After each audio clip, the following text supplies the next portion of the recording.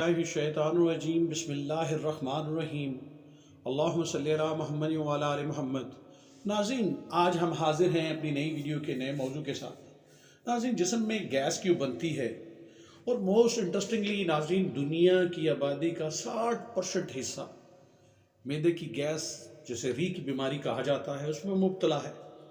नाज़रीन, सारा किया धरा हमारे लाइफस्टाइल का है। आज की वीडियो में हम जानने की कोशिश करेंगे कि जिस्म में गैस क्यों बनती है, निज़ाम हज़म का नॉर्मल प्रोसेस क्या होता है, और उसमें क्या वजूहात आती हैं जिसकी वजह से जिस्म में बहुत ज़्यादा गैस बनना शुरू हो जाती है, और बचाव की तदाबीर। नाज़रीन, क्या आपको गैस में, पेट में ज़्यादा अक्सर गैस का मसला होता है? अगर आपका जवाब हाँ है तो ये गैस बनती है और क्यों बनती है, इसको समझने के लिए आपको अपने निज़ाम हाज़मा के अमल को समझना होगा।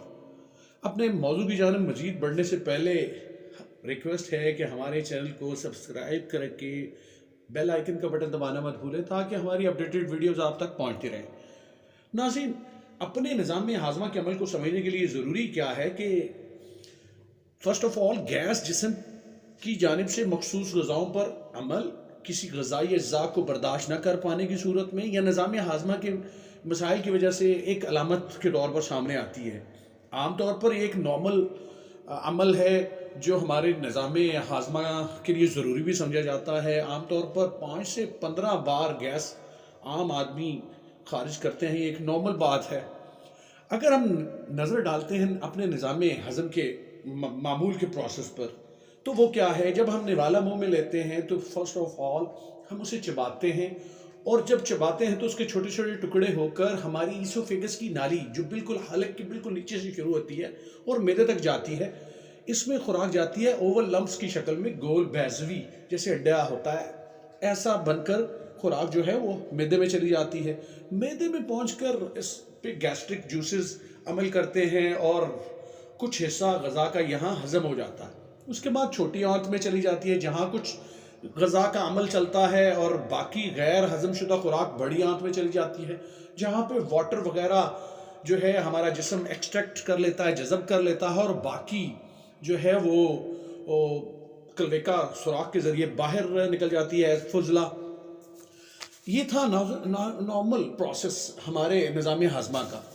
अब नाज़रीन, खाना पीना पेट में गैस बनाने के लिए काफ़ी होता है। जब कोई फ़र्द कुछ खाता पीता है तो उसके साथ कुछ हवा भी अपने साथ निगल लेता है खाने के दौरान। जब चबा रहे होते हैं तो वो यूज़ टू अलगल्फ, यानी हम अंदर की जानिब हवा को लेके जाते हैं, जिसे डकारों की शक्ल में खारिज कर दिया जाता है।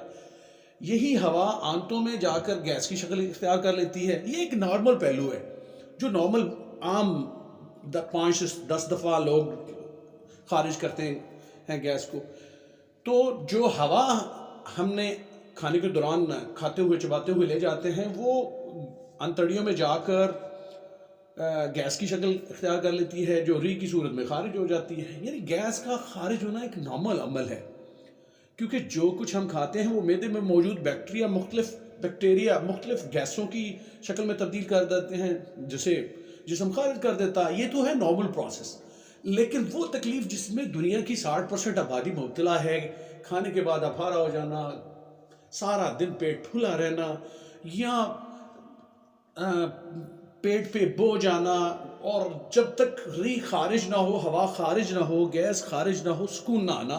आज हमारा मौजू वो गैस है। तो वजूहात में क्या है नाज़रीन? ग़िज़ाई तब्दीलियाँ एक वजह है। अक्सर अफराद को पेट में ज़्यादा गैस का मसला उस वक्त होता है नाज़रीन, जब वो अपनी ग़िज़ा में तब्दीलियाँ करते हैं, जैसे गोश्त छोड़कर सिर्फ सब्जियाँ या दालों तक महदूद हो जाते हैं अचानक से। और चाहे ऐसा चंद दिनों के लिए क्यों ना करें, तो ग़िज़ाई तब्दीली हो गई अचानक से, जिसके लिए जिस्म तैयार ना था। कुछ ग़िज़ाओं से दूरी इख्तियार कर लेना या नई ग़िज़ाओं को आजमाना, इस तरह के केसेस में चंद अलामात, जी मतलाना, बदहज़मी, कब्ज़ या हैज़े का सामना होता है, जिससे हमारा जिस्म ज़्यादा गैस बनाना शुरू कर देता है। ये एक वजह है।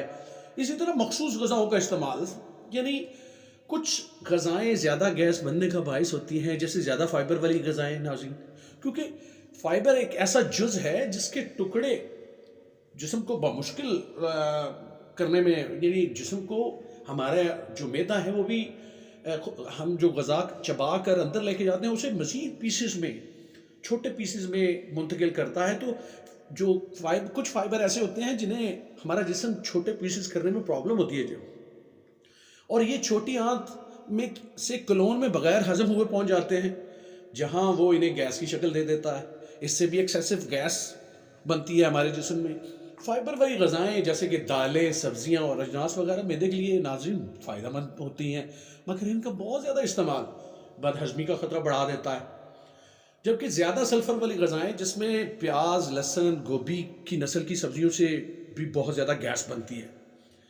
تو اگلا ہے وجہ کیا ہو سکتی ہے، وہ ہے قبض. قبض کے شکار افراد کو گیس کے مسئلے کا بھی سامنا رہتا ہے، کیونکہ غذائی کچرا ناظرین کلون میں جمع ہو جاتا ہے جو اضافی گیس خارج کرنے لگتا ہے، جس سے ہمارے پیٹ میں بہت زیادہ گیس بننے لگتی ہے. اگلی وجہ ناظرین دودھ سے بنی ہوئی مصنوعات کا بھی ہضم نہ ہونا ایک وجہ ہے. اگر کسی فرد کا معدہ دودھ یا اس سے بنی ہوئی مصنوعات میں موجود قدرتی مٹھاس کو ہضم نہیں کر پاتا تو گیس کے مسئلے کا سامنا کرنا پڑتا اسے. کئی بار اضافی گیس سے ہٹ کر بد ہضمی اور بہت زیادہ بدبودار ریح کو ہوا کہتے ہیں یا گیس کہتے ہیں، یعنی جیسی علامات سامنے آتی ہیں جسم سے بڑی بدبودار گیس خارج ہوتی ہے. ناظرین کچھ بیماریاں بھی ایسی ہوتی ہیں جو گیس کی وجہ بنتی ہیں، جن میں سیلیاک ڈیزیز ہے. جب کسی فرد کو اس مرض کا سامنا ہوتا ہے تو نظام ہاضمہ گلوٹن کو ہضم کرنے سے قاصر ہوتا ہے. یعنی سیلیاک ڈیزیز میں کیا ہوتا ہے کہ ہمارا نظام ہاضمہ گلوٹن، جو کہ وہ پروٹین ہے جو گندم میں پایا جاتا ہے، اسے ہضم کرنے میں پرابلم آتی ہے، جس کے نتیجے میں بہت زیادہ گیس اور پیٹ پھولنے وغیرہ کا سامنا ہوتا ہے. ایک اور بیماری ہے جو بہت پھیلی ہوئی ہے جس کا لوگوں کو پتہ بھی نہیں ہوتا، IBC اریٹیبل باؤل سنڈروم. نظام ہاضمہ کا ایسا عارضہ ہے جس کے دوران مختلف علامات جیسے بہت زیادہ گیس پیٹ میں جمع ہونا، پیٹ میں درد ہونا، اکثر قبض وغیرہ کا سامنا ہونا، IBC اریٹیبل باؤل سنڈروم ایک وجہ ہے اس کی. ناظرین اب بات کرتے ہیں کیسے روک تھام کریں، کیسے ممکن ہے کہ ہم اس سے چھٹکارا پائیں. آپ گیس کے مسئلے سے نجات غذائی عادات میں تبدیلیوں سے پا سکتے ہیں. آپ کو یہ شناخت کرنا ہوگی ناظرین کہ کون سی غذا اس کی وجہ بن رہی ہے. ہمارا لائف سٹائل سب سے بڑی ایک وجہ ہے جسے ہمیں بدلنا ہوگا. نمبر 1، آرام سے کھانا. اکثر گیس کی زیادہ مقدار کھانے کے دوران بنتی ہے. جیسا آپ کو پہلے بتایا گیا کہ ہر نوالے کو کھانے کے دوران ہوا بھی ہم نگل لیتے ہیں، تو بہت تیزی سے کھانے کی عادت سے گیس کا مسئلہ زیادہ ہو سکتا ہے. ایک تو تیزی سے کھانے کی وجہ سے بہت سی غذا بغیر چبائے ہم نگل لیتے ہیں، جس کی وجہ سے غذا کا ہضم ہونا مشکل ہو جاتا ہے، اور اس سے جو ہم نگلتے ہیں گیس، وہ ہماری انتڑیوں میں جا کر ہوا جو ہم نگل لیتے ہیں وہ گیس بن جاتی ہے. اسی طرح اچھی چبائی ہوئی غذا آسانی سے ہضم ہو جاتی ہے. آرام سے کھائیں، غذا کو اچھی طرح چبا کر کھائیں تاکہ غذا اچھی طرح ہضم ہو. اب ناظرین کچھ لوگ چوئنگم بہت زیادہ استعمال کرتے ہیں، خاص کر ینگ ایج میں، تو انہیں چوئنگم کی عادت سے پرہیز کرنا چاہیے، کیونکہ جب چوئنگم کھائی جاتی ہے، چبائی جاتی ہے، تو اس کے ذریعے ہوا معدے میں جاتی ہے جو ہماری انتڑیوں میں جا کے گیس کا باعث بنتی ہے. پھر ناظرین گیس سے بچاؤ کے لیے ہمیں اپنے غذا کے بہتر نظام ہضم کرنے کے لیے ہمیں ورزش کا روزانہ اہتمام کرنا چاہیے. صبح یا شام کسی کو ایک ٹائم، چاہے 5 منٹ 10 منٹ اپنی لائف میں سے 24 گھنٹے میں سے نکالیں اور اپنی صحت کے لیے ورزش کا اہتمام کریں. اور یقین جانیں کہ لائف سٹائل میں یہ چینج آپ کی زندگی بدل دے گا. اور مخصوص غذاؤں کا استعمال کم کریں. جیسا ہم نے بتایا کہ دودھ سے بنی ہوئی چیزیں اگر آپ کو ناموافق ہیں تو آپ نہ کھائیں یا کم کھائیں، یا ان کا وقت ٹھیک کریں کہ جب آپ نے یعنی رات کو ہم نے سونا ہوتا ہے، دودھ سے بنی ہوئی چیز آپ کو پتہ چل گیا کہ نہیں ہضم ہوتی، تو آپ رات میں کیوں کھائیں گے؟ کیونکہ دن میں تو آپ کھا کے اسے چل پھر سکتے ہیں جس سے وہ ہضم ہو جائے گی یا گیس بننے کا عمل جو ہوگا وہ کم ہوگا. اسی طرح ناظرین کاربونیٹڈ مشروبات، طرح طرح کے سوڈا ڈرنکس آ چکے ہیں. اب نام لینے سے کیا ہوگا، بہت طرح کے انرجی ڈرنکس ہیں، ان سے یعنی مکمل پرہیز نہیں کر سکتے، تو ٹیسٹ لینا چاہتے ہیں تو کم مقدار میں لیں. اس سے بھی معدے میں نظام ہضم میں خرابیاں پیدا نہیں ہوں گی اور گیس بھی پیدا نہیں ہوگی. اب ڈاکٹر سے رجوع اکثر بہت زیادہ ری کا اخراج، کسی مخصوص غذا کا بہت زیادہ استعمال، جیسے پورے جسم میں ہضم نہیں کر پاتا جسم، بہت تیزی سے کھانا اس کی ایک وجہ ہوتی ہے. اس طرح کے کیسز میں عام طور پر فکر مند ہونے کی ضرورت نہیں ہوتی کہ نارمل جو ری ہے، نارمل یعنی 5 سے 10 دفعہ اگر خارج ہو رہی ہے تو کوئی پرابلم نہیں. لیکن اگر اضافی گیس کے ساتھ چند دیگر علامات جیسے معدے میں درد، متلی، شکم میں بہت زیادہ دباؤ، اکثر قبض ہونا اور اچانک جسمانی وزن کم ہو جانا یا زیادہ ہو جانے سے ناظرین اس صورت میں فوری طور پر ڈاکٹر سے رجوع کریں، کیونکہ یہ ایک خطرناک مرحلہ شروع ہو گیا. اگر تو نارمل گیس آپ کی خارج ہو رہی ہے دن میں 5 سے 7 دفعہ تو پھر تو ٹھیک ہے، اور اگر اس کے ساتھ اضافی علامات ہیں جیسے بیان کر دیا گیا ہے تو پھر فوری طور پر ڈاکٹر سے رجوع کریں.